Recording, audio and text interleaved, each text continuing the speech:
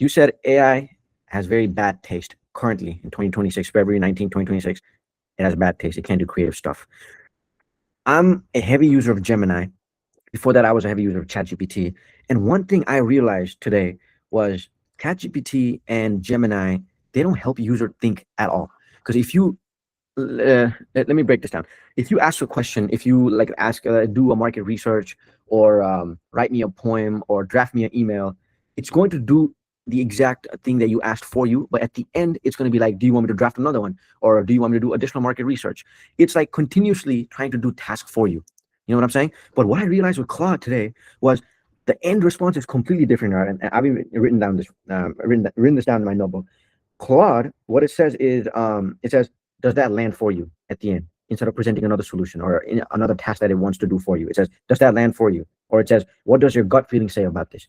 It is helping user think continuously. It's not trying. Okay, Claude helps you think. It does not do the thinking for you. That's the conclusion I came up with. And I was pretty stunned that I've never really noticed that with Claude. Because if you go right now to Gemini or ChatGPT, the conclusion would be, let me do another task for you instantly. It's not going to let you ponder over the fact what you asked, which was very interesting how they designed that AI model. And I'm considering switching to Claude now. I would agree that Claude in general has a little bit of a, I don't know, for me, a better taste in things. And it's a little bit more like thoughtful, I guess, in a way. But it's a matter of profile too. I honestly believe that, which is to say, like, if you go to Claude right now, they like offer you styles, which is like formal, concise, educational. There's a few different styles that they have. And now ChatGPT, I don't know what Gemini, I don't use that much. I just flip between ChatGPT and this. ChatGPT also has like profiles where you can like say what kind of style do you want from your assistant. And I think they have woken up to what you're saying, and they're doing that. I just don't think that it's enabled by default, so you don't notice it. But it will do that. Like both ChatGPT and Claude will do that. But as you've noticed very accurately, I think that Claude just does it by default, like more than ChatGPT and Gemini do.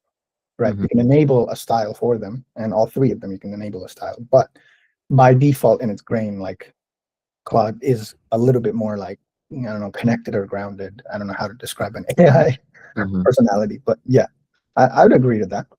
But that's such a minor change that has such a big impact on how you think. Claude is literally helping you think. It's like, stop for a moment and think about what I said, and please give me your opinion. But what Gemini does is like, would you like me to dive deeper into how you can actually use this thing? You know what I mean? It's like trying to do another task for you. It's how it's trained. Hinders thinking. That's what I realized today. Right, but it's how it's trained. You can make Gemini do that. Like you can enable custom instruction that says like, hey, I don't want you to always do this. Like I actually want to take a step back and understand things. Don't just like tell me what to do next. You can enable that. But the thing is, the majority of the people, they're not thinking like that at all. Claude is defaultly set up like that. You don't necessarily have to give it a prompt to be like, hey, I want you to enhance my thinking. It does it for you. But like Gemini and ChatGPT, they don't do that at all, which is, I think that's about taste. Yeah, crazy to me. And which kind of reminded me of the Super Bowl ad. Do you remember how Anthropic kind of threw a shade at ChatGPT with this big bodybuilding black guy sitting over there, and he's like, would you like me to teach you another workout? And which is funny because there's an AI seminar thing going on in India. I don't know if you saw the video. Sam was holding hand with like Prime Minister Modi, and the Anthropic leader was like, nah, there's no way I'm holding this motherfucker's hand. I couldn't stop laughing this morning. That's the first thing I saw. I like woke up, checked my alarm, opened Twitter, and the first thing I see is Narendra Modi going like this. And no, for real. That is so funny. Yeah.